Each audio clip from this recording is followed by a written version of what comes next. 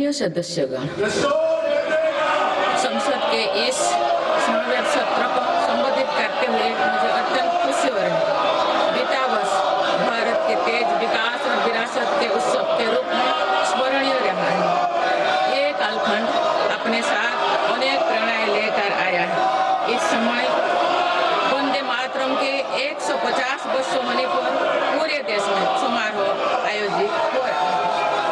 सभी देशवासी इस महान प्रेरणा के लिए ऋषि बंकिम चंद्र चट्टोपाध्याय जी को नमन कर रहे हैं। मैं आप सभी संसद सदस्यों को बधाई देती हूं कि इस पूरे अवसर पर संसद में विशेष चर्चा का आयोजन किया गया है। माननीय सदस्यगण, इसी दौरान देशवासियों ने श्री गुरु तेग बहादुर जी का 350 शहीद दिवस पर्व पूरी श्रद्धा के साथ मनाया। भगवान बिरसा मुंडा के 150 जन्म जयंती वर्ष के दौरान देश ने उन्हें श्रद्धांजलि दी और आदिवासी समाज के योगदान को याद किया। सरदार पटेल की 150वीं जन्म जयंती से जुड़े आयोजन ने एक भारत श्रेष्ठ भारत के भाव को मजबूत दी। सभी देशवासी इस बात के भी साक्षी बने कि कैसे भारत रत्न भूपेन हजारिका की जन्म शताब्दी के समारोह सूर और देश का एकता के भाव से भर दिया गया है। जब देशवासी अतीत के ऐसे महान पड़ावों और अपने पूर्वजों के महान योगदान को याद करते हैं तो नई पीढ़ी के प्रेरणा मिलती है। ये प्रेरणा विकसित भारत के और हमारी यात्रा के ओर गति देती है। माननीय सदस्यगण, वर्ष 2026 के साथ ही हमारे देश इस सदी के दूसरी पड़ाव पर पहुंच गया है। भारत के लिए सदी के पहले 25 वर्षों का समापन अनेक सफलताओं, गौरवशाली उपलब्धियों और असाधारण अनुभवों के साथ हुआ है। बीते 10-11 वर्षों में भारत ने हर क्षेत्र में अपनी नींव मजबूत की है। ये वर्ष 2047 तक विकसित भारत की तेज यात्रा का बहुत बड़ा आधार है। माननीय सदस्यगण, बाबा साहेब अम्बेडकर ने हमेशा समानता और सामाजिक न्याय पर जोर दिया है। हमारे संविधान भी हमें यही प्रेरणा देता है। सच्चा सामाजिक न्याय यानी देश के हर नागरिक को उसका पूरा हक मिले, बिना किसी भेदभाव से मिले। मेरी सरकार सच्ची सामाजिक न्याय के लिए समर्पित है और इसी का नतीजा है कि पिछले एक दशक में 25 करोड़ देशवासी गरीबी को हराकर गरीबी से बाहर निकल के सरकार के तीसरे कार्यकाल में गरीबों को सशक्त करने के लिए अभियान और तेजी से आगे बढ़ा है। पिछले एक दशक में गरीबों के 4 करोड़ पक्के घर बने। बीते एक वर्ष में 32 लाख नए घर गरीबों को मिले। जल जीवन मिशन के 5 वर्षों में 12.5 करोड़ नए परिवारों तक पाइप से पानी पहुंचाया गया है। बीते एक वर्ष में करीब 1 करोड़ नए परिवार तक नल से जल की सुविधा पहुंची। उज्ज्वला योजना के माध्यम से अब तक 10 करोड़ से ज्यादा परिवारों को LPG कनेक्शंस मिले हैं और पिछले वर्ष भी ये अभियान तेजी से आगे बढ़ रहा है। मेरी सरकार पारदर्शी और ईमानदार व्यवस्थाओं को स्थायी बना रही है। इसी एक वर्ष में सरकार ने 7 लाख करोड़ रुपए से अधिक लाभ DBT के माध्यम से सीधे लाभार्थियों को पहुंचाया। माननीय सदस्यगण, मेरी सरकार दलितों, पिछड़ों, वंचितों, जनजातीय समाज सभी के लिए पूरी संवेदनशीलता से काम कर रही है। सबका साथ सबका विकास का विजन देश के हर नागरिक के जीवन में सकारात्मक प्रभाव ला रहे हैं। वर्ष 2014 की शुरुआत में सिर्फ 25 करोड़ नागरिकों तक की सोशल सिक्योरिटी की योजनाएं पहुंच पाती थी। सरकार के प्रयासों में निरंतरता की वजह से आज करीब 95 करोड़ भारतीयों को सोशल सिक्योरिटी का कवच मिला है। गरीब मरीजों के लिए प्रारंभ की गई आयुष्मान भारत योजना से बीते वर्ष तक देश भर के अस्पतालों में 11 करोड़ से अधिक मुफ्त इलाज किए जा चुके हैं। इस योजना के तहत बीते वर्ष 2.5 करोड़ और गरीबों के मुफ्त इलाज मिला है। बीते लगभग 1.5 वर्ष में करीब 1 करोड़ बुजुर्गों को वय वंदना कार्ड जारी किए गए। इनकी मदद से करीब 8 लाख बुजुर्गों ने अस्पतालों में भर्ती रहते हुए अपना मुफ्त इलाज कराया है। आज देश में बने 1,80,000 आयुष्मान आरोग्य मंदिर की वजह से मरीजों को घर के पास इलाज मिलना सुनिश्चित हुआ है। मेरी सरकार ने बड़ी बीमारियों के खिलाफ निर्णायक लड़ाई लड़ी है। सिकल सेल एनीमिया उन्मूलन मिशन में 6.5 करोड़ से अधिक नागरिकों का स्क्रीनिंग की गई है। इससे कई जनजातीय इलाकों में इस बीमारी को रोकने में मदद मिली है। मिशन मोड में चलाए जाए गए अभियानों के कारण जापानी इंसेफेलाइटिस जैसे बीमारियों पर प्रभावी नियंत्रण पाया गया है। उत्तर प्रदेश के कई पिछड़े इलाके ग्रामीण क्षेत्रों में इस रोग की प्रभावी रोकथाम सुनिश्चित हुई है। ये गर्व की बात है कि विश्व स्वास्थ्य संगठन में भारत को आंखों का संक्रमण ट्राइकोमा से मुक्त घोषित कर दिया है। मेरी सरकार हर नागरिक को बीमा सुरक्षा देने के लिए भी प्रतिबद्ध है। प्रधानमंत्री जीवन ज्योति बीमा योजना और पीएम सुरक्षा बीमा योजना की इसमें बड़ी भूमिका है। इन योजनाओं से करोड़ों जरूरतमंद नागरिकों को बीमा कवरेज मिला है। इनके तहत 24,000 करोड़ रुपया से अधिक का क्लेम भी दिया गया है। ये योजनाएं संकट के समय करोड़ों गरीबों का संबल बनी है। माननीय सदस्यगण, मुझे ये देखकर संतोष है कि आज देश के युवा, किसान, श्रमिक और उद्यमी विकसित भारत के निर्माण में अपनी भूमिका का लगातार विस्तार कर रहे हैं। बीते वर्ष के उत्साहवर्धक आंकड़े इसका प्रमाण है।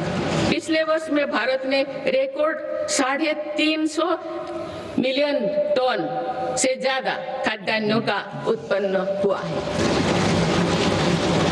150 मिलियन टन उत्पादन के साथ भारत दुनिया का सबसे बड़ा चावल उत्पादन देश बन गया है। हमारा देश विश्व का दूसरे सबसे बड़ा मछली उत्पादन देश भी बना है। ये ब्लू इकोनॉमी में देश की सफलता को दिखाता है। दूध उत्पादन क्षेत्र में भी भारत दुनिया के सबसे सफल देश के रूप में जाना जाता है। एक सहकारिता आंदोलन की मजबूती का परिणाम है।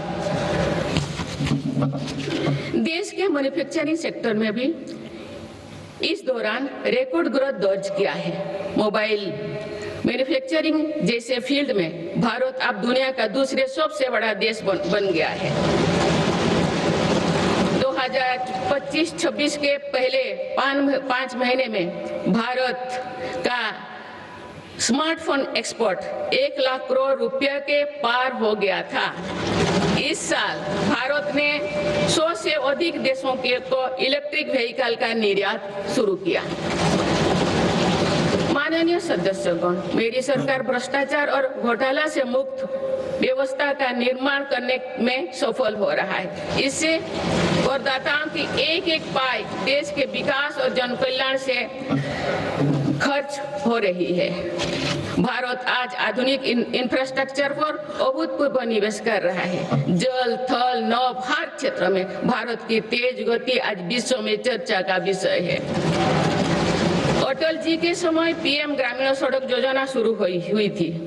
बीते 1 वर्ष में भारत ने लगभग 18,000 किलोमीटर नई ग्रामीण सड़कें जोड़ी है। अब भारत की करीब पूरी ग्रामीण आबादी सड़क से जुड़ चुकी है।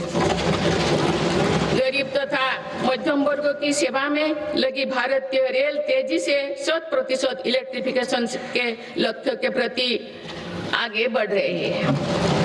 मिजोरम के आइजल और नई दिल्ली को डायरेक्ट रेल रोड से जोड़ा गया है।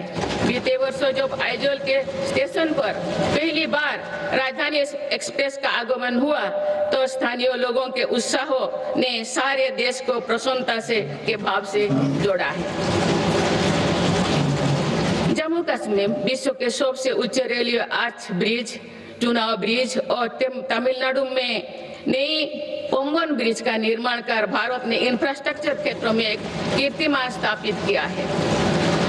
आज जम्मू कश्मीर से केरल तक 150 से ज्यादा वंदे भारत ट्रेनों का नेटवर्क खड़ा हो चुका है। कुछ दिन पूर्व ही वंदे भारत ट्रेनों के नई पीढ़ी का पदार्पण हुआ है। बंगाल से असम के बीच वंदे भारत स्लीपर ट्रेनों की शुरुआत भारत की रेल प्रगति की नई उपलब्धि है।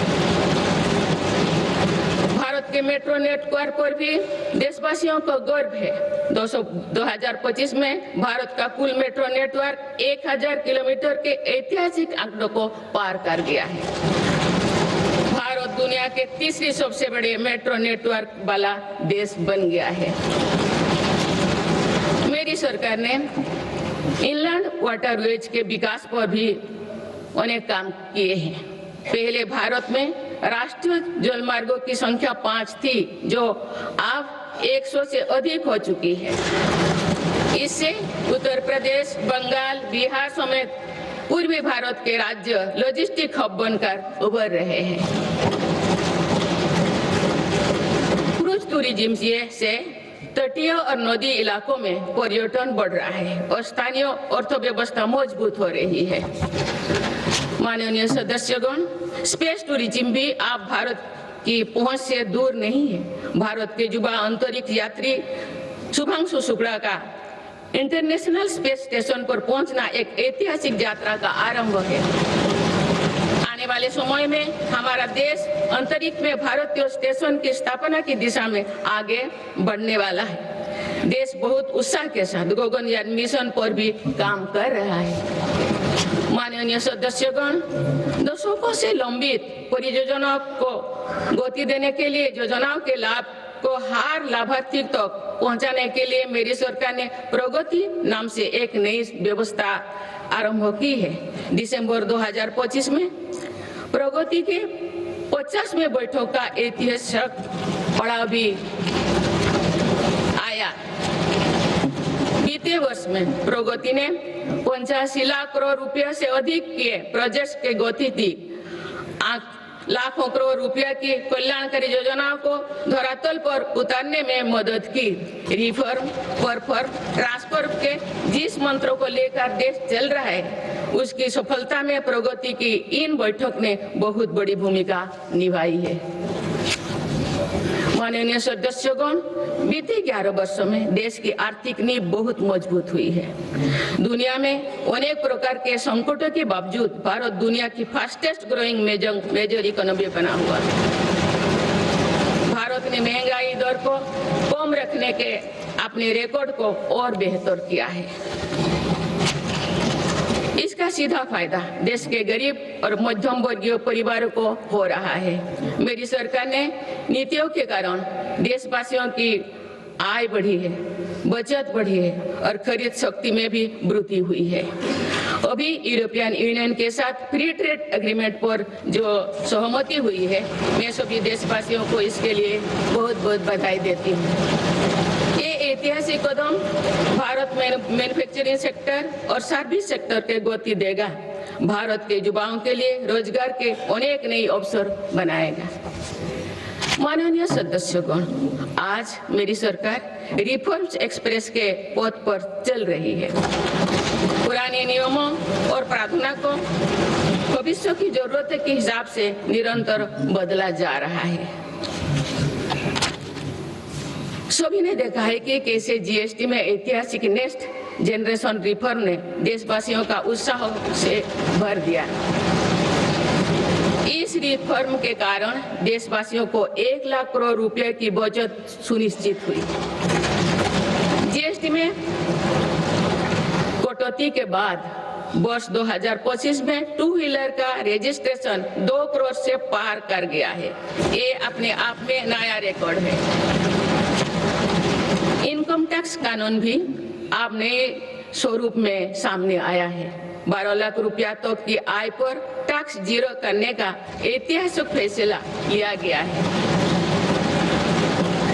ऐसे रिफॉर्म से गरीब और मध्यम वर्ग परिवारों को अभूतपूर्व फायदा हो रहा है। इससे देश की अर्थव्यवस्था को भी नई गति मिली है।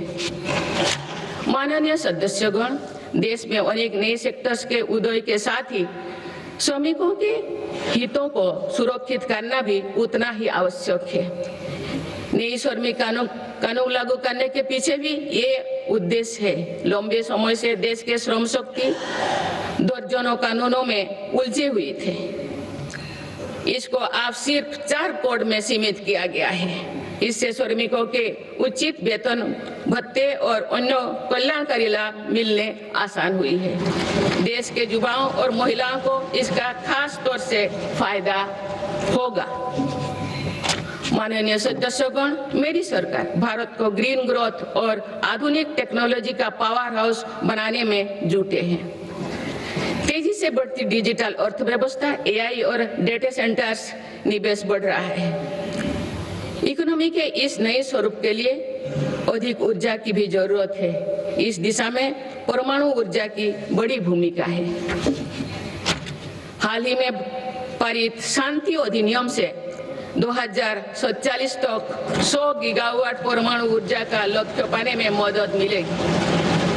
इस ऐतिहासिक रिफॉर्म के लिए मैं आप सभी का बहुत बहुत अभिनंदन करती हूँ। न्यूक्लियर के अलावा भारत सोलर पावर सेक्टर में तेजी से आगे बढ़ रहा है। पीएम सूर्यघर मुक्त बिजली योजना से देश के आम उपभोक्ता आप बिजली के उत्पादक बन रहे हैं। आप तक लगभग 20 लाख रूफटॉप सोलर सिस्टम लगाए जा चुके हैं। इससे लाखों परिवारों के घर में बिजली का उत्पादन बढ़ा है और इन परिवारों के बिजली बिल कम हुई है। इन सभी प्रयासों से भारत एक दशक के अंत तक 500 गीगावाट की रिन्यूएबल एनर्जी कैपेसिटी को लक्ष्य पर जरूर हासिल करेगा।